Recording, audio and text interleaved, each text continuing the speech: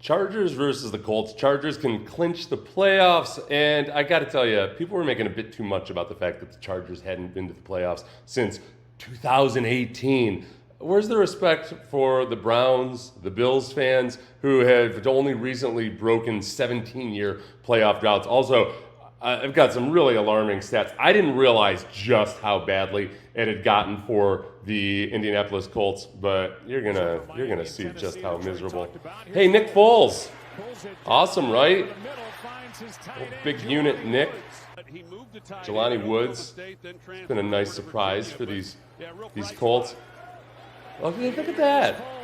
Foles starting off. Notice the first drive they didn't show because he was awful. Threw a near pick, got really lucky not to. But the Colts came out really aggressive in this game and tried a lot of deep shots like that. And big unit Foles just does not have the same stroke that he once had. This would be overturned. It's unfortunate for everybody's favorite interim coach, Jeff Saturday, because did make the line to gain. It'll be first down and 10. Because this is going to be a theme tonight, and you lose those challenges after a couple, which is unfair. They should tweak that rule. Foles, again, just like loading up for no good reason. I want to tell you, this is midway through the first quarter. He could have had 2 by this point, 2 interceptions. But honestly, the most alarming thing in this game when it came to Nick Foles for me was he moves like an old man. It was like that movie, The Irishman, that everybody tried to convince you was a masterpiece. And they used CGI to make Robert De Niro and all these guys look younger, but they still moved like old guys. That's what Foles looks like, and he's not an old man. He looks like a younger guy, but these damn Colts have turned him into a Robert De Niro in The Irishman. Chargers defense has really come along over these last few weeks. 34 points in the last 3 games. Look, Herbert and the Chargers offense, they're not the same. Like Joe Lombardi, the offensive coordinator, they called this a tipped ball interception. Come on, Chargers writers. Yeah, it was a tipped ball interception. That could have easily been a pick 6 if the DB had been, or the linebacker had been a little bit slower.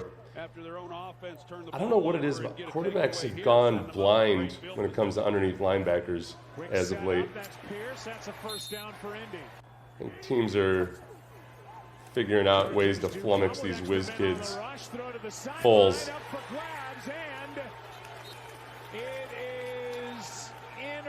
Yeah. Not a whiz kid.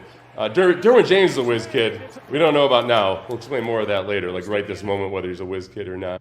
But Foles, who, remember, just had that incredible run with the Eagles where he was taking deep shot after deep shot, nailing guys downfield, somehow still allowing Matt Patricia to get a job as a head coach eventually. But this was a rough night on the deep ball. 4 for 10 for 57 yards with 3 interceptions on throws of 10-plus air yards. So that's not even deep ball. That's just trying to get a healthy dose past the line of scrimmage. It was really, really bad for Nick Foles, who hadn't had a lot of time with the receivers or tight ends because he's been a scout team guy all year. Hope that wasn't a spoiler alert for anybody. It doesn't really get a lot prettier. Ready in the opening quarter tonight. Chargers back on offense, and Herbert is sacked by Buckner. Herbert's looking a little bit like the Irishman, too. He's 24. Pass is caught. Allen comes out of this route, and he's expecting the ball to be right on him. Another overturned play. You got the Colts fans seeing this for the first time. That's an incompletion in my book. The Colts and their fans know they have an owner that's willing to spend money and try and make it right. There we go. There's your Irishman. Full sack back to back. The first one was really uglier than that one, if you can imagine. So Keenan Allen. That's one thing where these Chargers are not your father's Chargers, in that they seem to have reversed the trend of having good luck early in the season, then horrible luck late in the season. This season, Justin Herbert broke his rib cartilage early on. A fractured rib cartilage is something that I didn't even know existed. J.C. Jackson lost for the season in Week 7. Before that, Joey Bosa with his core muscle injury. I still don't know what that means after all my years in the NFL. It's kind of like a groin, but different. Rashawn Slater, big injury. It's been really, really bad. And then Keenan Allen has been banged up, and Mike Williams as well this entire season. Everything seems to be gelling, even though tonight they weren't incredible offensively. They did enough to get the job done. Really, it was the Chargers' defense ends up being the deal. Want to look at it or how you want to couch it. 3rd down and 7, passes to Palmer, and Joshua Palmer's got a first down. Nothing spectacular there, as they favor offensive highlights here, of course. He likes them too. A lot of confidence and trust in him. Watch out, Herbert. He is sacked. You know, it's challenging on a defense to in the Colts' defense, they can do some good things. Their offense just makes it miserable for them. It's the old classic defense doing well until they get worn down in the 4th quarter. Okay, this is a sidearm play. Earlier that one sidearm throw led to the interception. That was a productive sidearm throw. Austin Eckler ended up being good on this drive too. They converted a couple 3rd and longs on this series. This is the first time they really got it going, and the Chargers would end up having a couple nice drives in this quarter. You get stopped on the 10-yard line, you're like, oh no. Pass to Pierce. Alec Pierce, who Joe Buck uncharacteristically mispronounced as Alex Pierce on the first. I don't hate Joe Buck like everybody else does. My goodness. Has dispenser. Bowie. A flag on the hit by Derwin James, wow. Who just laid out Ashton Doolin. Yeah, I think Derwin may be watching the rest of this game from the locker room. Personal foul, unnecessary roughness. Los Angeles number 3. 15-yard penalty, automatic first down. Derwin James got the worst of that. He's in the concussion protocol. More news coming out about Tua Tagovailoa today and the concussion protocol. The NFL has done a much better job with the concussion stuff. So much so that it is very, very obvious when something goes awry. And nothing goes awry here other than Derwin James got to be smarter than that. And, he takes himself out. Could have injured somebody. Number 3 has been disqualified from the ball game. Disqualification. Come on, Foles, show me something. Foles is... Give it. That's it. Bat. 8 of 9 on the year from this range. Okay, these guys were 2 for 4 in the red zone on the evening. Limpid, flaccid, pathetic. Herbert protected, pass caught by Allen. Keenan Allen again. Oh, that's right. Trickery. Looking for Allen. This is where, and Allen tiptoeing down the sideline. if that hamstring can hold, the Chargers are a different team right now than they were early on. This is the one that kind of really sucks if you're a defensive back, because you've got enough of a challenge dealing with trickeration like this, but these guys actually play it all right. You just get caught in this bind of having your eyes in the backfield at the same time as, Herbert's doing this. Allen here underneath and just not quite able to get a hand on the ball. And look at that. See, it's just a beat late, and then knows he's in trouble, figures he probably doesn't have outside help, and it's just he decides to take the gamble instead of hedge. What would you do right there?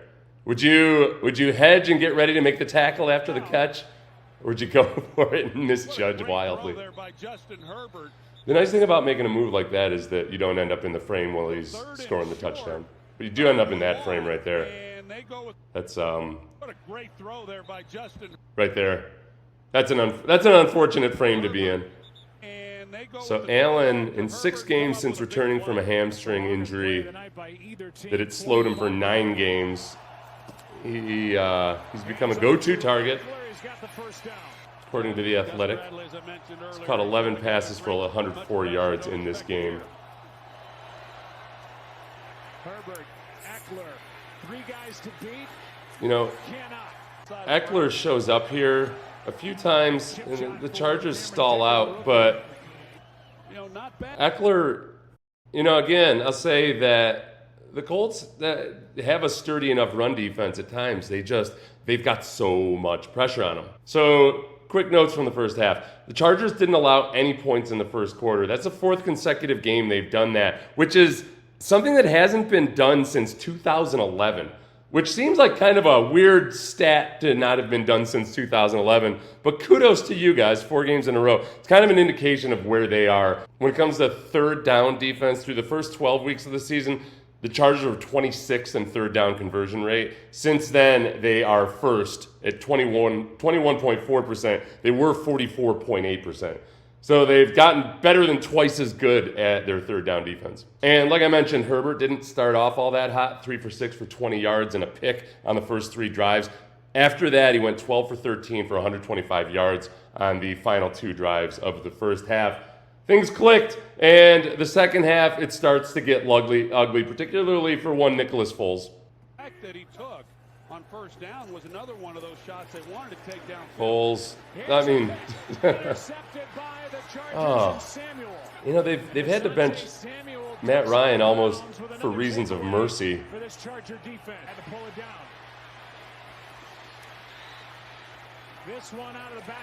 Sweet highlight, NFL.com.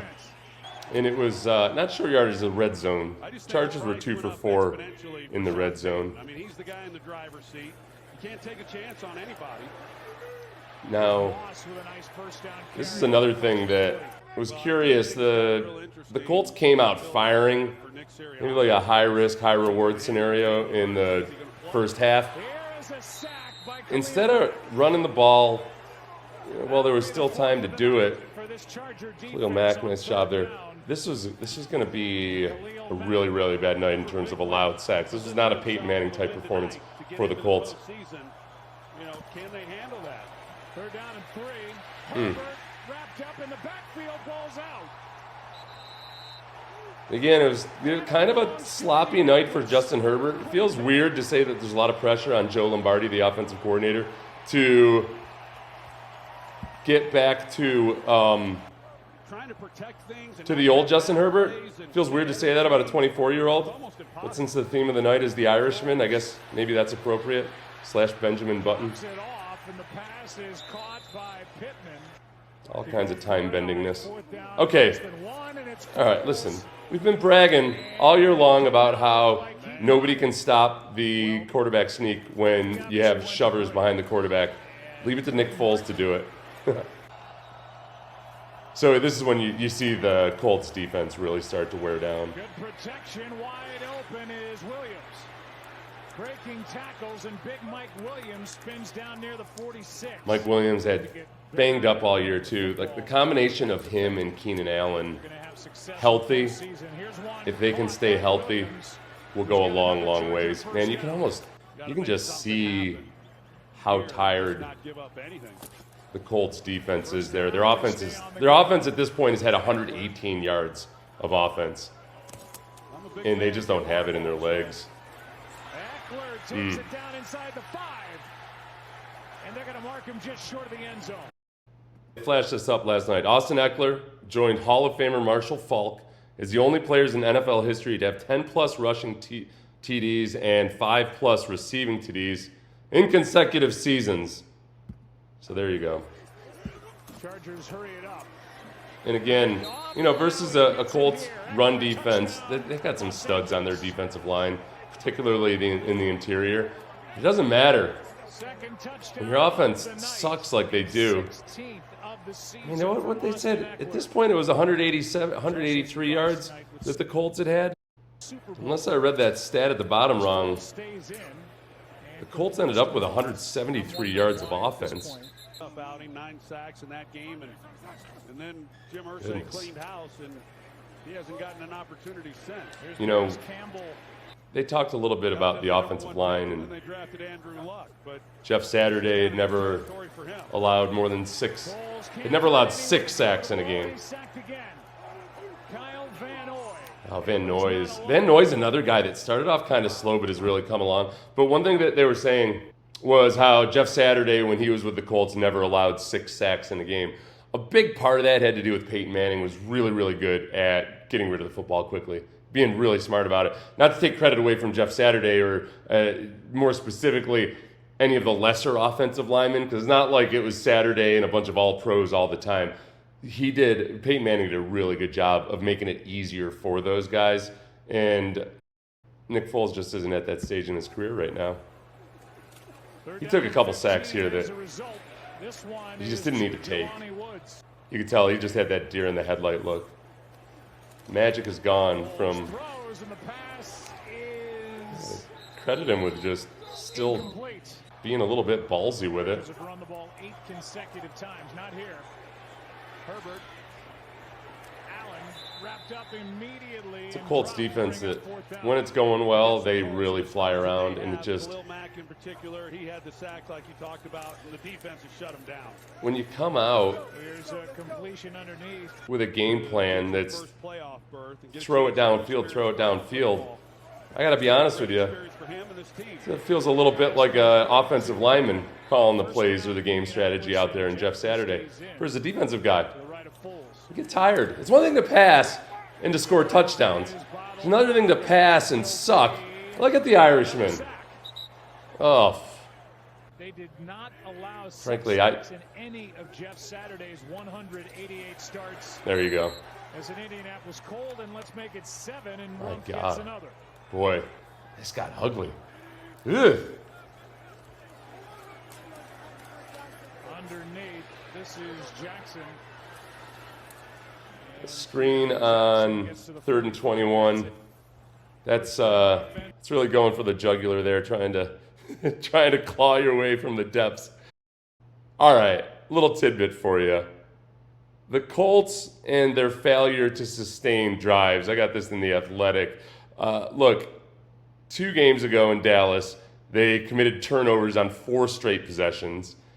Last week in Minnesota, Indianapolis crossed the 50-yard line just twice in the second half. That led to that Minnesota historic 33-0 halftime comeback.